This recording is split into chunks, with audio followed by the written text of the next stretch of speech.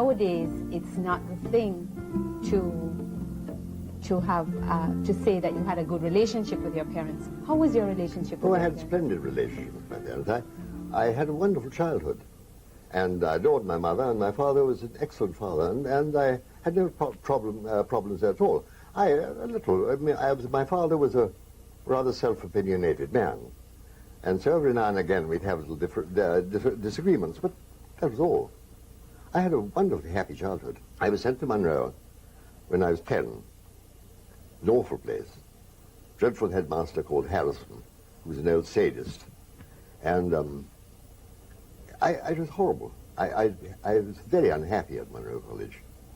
But fortunately, I was rescued at the age of 13 and sent to an English public school, which is much better. But institutional life has never really suited me. I was brought up as a very private person. And I hated the idea of sleeping in dormitories and bathing in public and smell of socks and that kind of thing. I never really liked institutional life. It was all right, though. I got on all right. Fortunately, my father had me taught boxing from a very early age, and I boxed for Munro College and also for my public school in England, which helped, because I got my colours during my first term. And so people didn't bully me or anything like that. What was your relationship like with your mother? Very close. I had a wonderful relationship with my mother. She was a wonderful woman. I adored her. Were you your mama's boy? Not quite. I don't think so, no. I wouldn't like to think I was, but I certainly was very close to her. Mm-hmm. Mm-hmm. And everywhere, I went around everywhere she went, I went with her. And my father, too, because it was a very close family. Mr. Cargill, your relationship with your brothers, how was that? Well, very good, but you see, I didn't have a great deal of relationship with them because of the difference in age. See, there is 7, 8 years difference between the next one, myself and the next one. And I was at school and that kind of thing. They're nice fellows, I liked them, but I didn't really have a great deal to do with them because I was always away, you see, boarding school and that kind of thing. Mm-hmm. Now, you have a typical, or not so typical, Jamaican heritage. How long has your family been in Jamaica? Well, my father, my grandfather, great-great-grandfather, they were Scottish people. They were Covenanters. And he came to Jamaica in about 1600 and something, 1670 or something like that. He came because there were Covenanters in Scotland who were opposing the Catholic Church. And that's not a very popular thing to do in those days. And one of them got his head chopped off in Edinburgh. And the others took alarm and went to various other places in the world. One went to New Zealand, founded Cargill there. And one went to Burma, and one eventually came to Jamaica. And therefore my father's family, who were Scottish, have been here for over 300 years. My mother's family, however, were more recent. My grandparents, or great-grandparents, I'm not quite sure which, came to Jamaica from Hong Kong.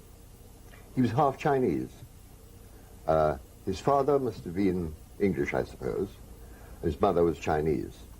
And he came to Jamaica about 1830. You remember, well, you don't remember, but you know that in about 1830, when slavery had been abolished, all the estate owners thought that they were going to be ruined. So a lot of very good properties came up for sale for a song. And my ancestor, who was a shrewd chap, had a Chinaman shop, I think, in Falmouth, bought a lot of properties. And of course, they owned sugar estates as a result, and so on, for a number of years. There were very large landowners in Westmoreland. Westmoreland, in Falmouth? Yes. Okay. And what was his name again? Morris. Morris. But there was a name that they called him. Oh, I believe they called him Chinese Morris in those days. But I don't know, that was about 1830. So you see, I have one ancestor that I may perhaps share with you. Maybe, maybe. Veronica is your daughter, My adopted daughter. your adopted daughter. And how did she come into your life? Well, my wife, my first wife that is, was doing a lot of sort of charitable work in St. Mary, and she was cruising around, and she came up against a little family, a grandmother, a mother, and a little baby, who were very poor. And the grandmother was suffering from cancer.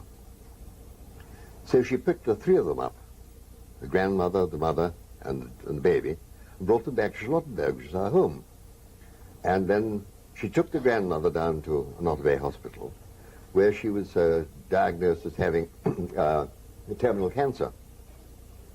So my wife put her into North Bay Hospital and arranged for her to get special treatment so that she wouldn't suffer pain and so on. And within 3 or 4 months she died. But before she died, she asked my wife, she said, "Will you please look after my daughter and my grandchild?" And my wife said, "Of course I will."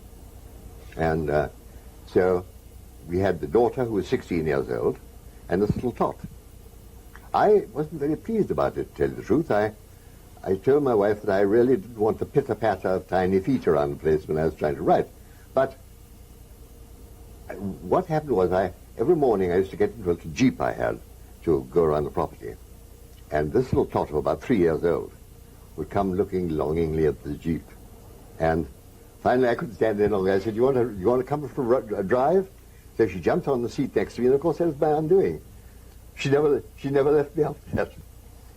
She was an adorable child. She was a little doll. Are you still close? Hmm? Are you still close to Veronica? Oh, very much so. She was in many ways a great love of my life, that child. She's an adorable child.